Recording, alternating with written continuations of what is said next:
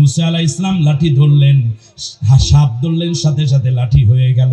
আমার ভাইরা, তাহলে বোঝা যায় স্বৈর শাসকের পতনের জন্য, বিপ্লব করার জন্য লাঠির দরকার আছে। আবু সাইদের হাতে কি ছিল? জোরে বলেন, কি ছিল? একটা লাঠি। আমার মনে হচ্ছে মুসা আলাইহিস সালামের লাঠি এখন আর আসবে না, কিন্তু সেই লাঠির ইশারা হতে হতে সাইদের হাতে আল্লাহ তাআলা একটা লাঠি উঠাই দিয়েছে। ও গুলি বুলেট খায় কিন্তু লাঠি ছাড়ে না। পদ পদবি উন্নত মানের দিলাম, নবুয়তের মর্যাদা দিয়ে দিলাম। অতএব কোরআনের কথা যারা বলে তাদের পেছনে অনেক বেশি বেশি দাওয়াতি কাজ এবং সময় না দিয়ে শুধুমাত্র কোরআনের জ্ঞান আছে এই ভিত্তিতেও তাদেরকে সাংগঠনিক মান উন্নয়ন করা উচিত। যেমনটা আমরা হযরত মুসা আলাইহিস সালামের ভাই হারুনের ব্যাপারে দেখলাম। এবারে আসেন, কয়টা গেল? কয়টা? তিনটা। এখন মুসা আলাইহিস সালাম বললেন, আল্লাহ এখনো তো একটু ডর করে। সুবহানাল্লাহ। আল্লাহ রাব্বুল আলামিন বললেন, মুসারে, ওয়ামা তিলকা বিয়ামিনিকা ইয়া মুসা, ও মুসা তোমার হাতের মধ্যে ওইটা কি? তিনি স্বাভাবিকভাবে বললেন, হিয়া আসাই, আল্লাহ এইটা একটা লাঠি। আল্লাহ রাব্বুল আলামিন বললেন, মুসা আলকিহা ইয়া মুসা, ও মুসা তুমি এই লাঠিটাকে জমিনে ছেড়ে দাও। মুসা আলাইহিস সালাম জমিনে লাঠি ছেড়ে দিলেন। সেটা একটা হায়াতান তাসাব, একটা জীবন্ত সাপ হয়ে গেল।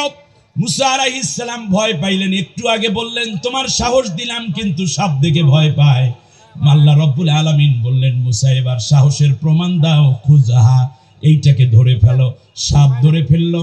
আল্লাহ রাব্বুল আলামিন বলেন, সানুঈদুহা সিরাতাহাল উলা, আগের সাপের আগের লাঠির অবস্থায় আমি আল্লাহ এটাকে ফিরাইয়া দেব।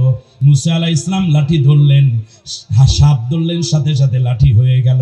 আমার ভাইরা, তাহলে বোঝা যায় স্বৈর শাসকের পতনের জন্য, বিপ্লব করার জন্য লাঠির দরকার আছে। কথা বলে না, কি দরকার? এর মানে আইদুলাহুম মাসতাতা'তুম মিন কুওয়া, তোমাদের সাধ্য অনুযায়ী কি করো? রসদ সংগ্রহ করো, অস্ত্র জোগাড় করো। এই অস্ত্র যাই হোক, আবু সাইদের হাতে কি ছিল? জোরে বলেন, কি ছিল? একটা লাঠি।